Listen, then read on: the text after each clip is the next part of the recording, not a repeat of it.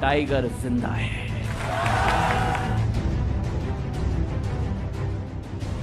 मध्य प्रदेश में आखिरकार 100 दिन बाद शिवराज सिंह का कुनबा तैयार हो गया और ये बात अलग है कि इस कुनबे को तैयार करने में और उसकी फहरिस्त बनाने में भोपाल की नहीं बल्कि दिल्ली की ही चली है। लेकिन इतना तो साफ हो गया है कि इस मामले में भी महाराज सिंधिया का वजूद और ज्यादा बढ़ गया है। आखिर ज्योतिरादित्य सिंधिया ने भी अब कह ही दिया है कि टाइगर अभी जिंदा है। टाइगर जिंदा है। और साथ ही ये भी जान लीजिए कि आखिर ये बात किसे कही गई है। ये कहा गया है पूर्व सीएम कमलनाथ और दिग्गज दिग्विजय सिंह को लेकर। खुद को सिंधिया ने यहाँ टाइगर बता दिया और उसके जवाब में आखिर दिग्गी राजा भी कहाँ चुप रहने वाले थे। उन्होंने भी कह दिया कि एक जंगल में आखिर दो शेर कैसे रह सकते हैं। वाकई सवाल बड़ा है और आने वाले वक्त में ये एक बड़ा सियासी संकेत भी हो सकता है। दिग्गी राजा यहाँ चुप रहने वाले नहीं थे। उन्होंने तो ज्योतिरादित्य को यहाँ तक कह डाला कि वो तो उनके पिता माधवराव सिंधिया के साथ शिकार भी किया करते थे। संकेत साफ है कि या तो शिकार साथ किया जाए या फिर आगे लड़ने के लिए तैयार हो जाए। दरअसल मध्य प्रदेश की राजनीति में पिछले कुछ वक्त से कुछ ऐसा सियासी भूचाल आया हुआ है कि यहाँ की जनता भी सुबह कुछ देखती है और शाम होते होते उसकी रंगत भी बदल चुकी होती है। पहले यहाँ ज्योतिरादित्य सिंधिया ने पाला बदल कर हाथ छोड़ा और कमल पकड़ लिया और हाल ही में राज्यसभा चुनाव में उन्होंने अपनी सीट भी हथिया ली। मुद्दा यहाँ यह था कि आखिर 5 लोगों की कैबिनेट से एमपी की सरकार कैसे चलेगी। तो किसी न किसी तरह शिवराज सिंह ने अपने कुनबे को तैयार किया, फिर चाहे वो मन मारकर ही हो। 100 लोगों को टीम का मेंबर भी बना डाला जो अब शिवराज के साथ मिलकर एमपी की सरकार चलाएंगे।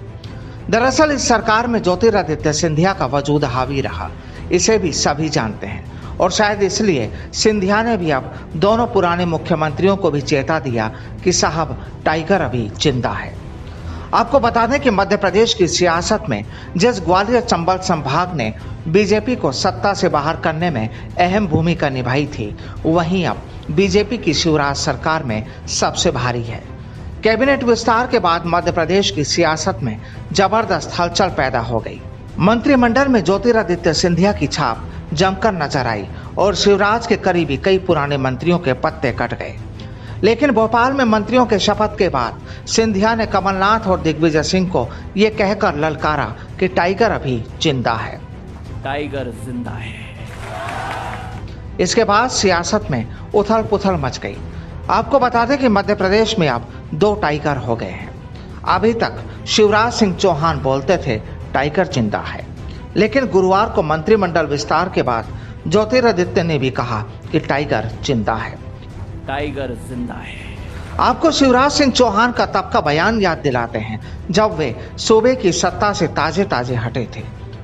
भीड़ को भावुक होकर संबोधित करते हुए उन्होंने कहा था, फिक्र मत करना, सिर्फ पद से ही हटा हूं, टाइगर अभी जिंदा है।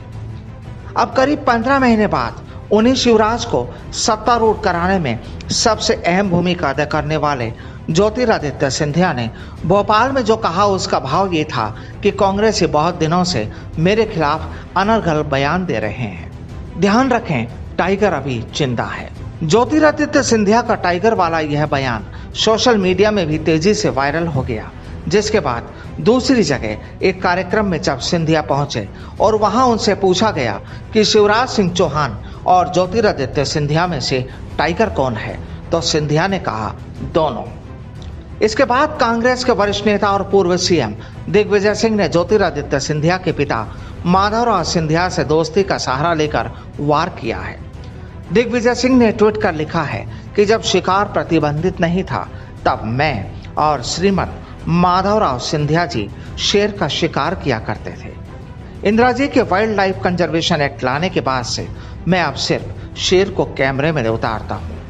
यही नहीं, ज्योतिरादित्य सिंधिया पर वार करने के लिए दिग्विजय सिंह ने उनके और शिवराज के पुराने वीडियो भी शेयर किए हैं, जिसमें वो दोनों एक दूसरे पर हमला कर रहे हैं। उन्होंने लिखा है कि समय बड़ा बलवान, ना जाने इस मंत्रिमंडल गठन ने बीजेपी के कितने टाइगर जिंदा कर दिए। दिग्विजय सिंह ने कहा कि शेर का सही चरित्र आप जानते हैं, एक जंगल में एक ही शेर रहता है। बहरहाल मध्य प्रदेश में कांग्रेस छोड़कर बीजेपी में आए ज्योतिरादित्य सिंधिया और उनके 22 समर्थकों के साथ सत्ता का संतुलन साधने में मुख्यमंत्री शिवराज सिंह चौहान के नेतृत्व वाली बीजेपी सरकार का क्षेत्रीय समीकरण फिलहाल बिगड़ता नजर आ रहा है। Bureau report, the fact India.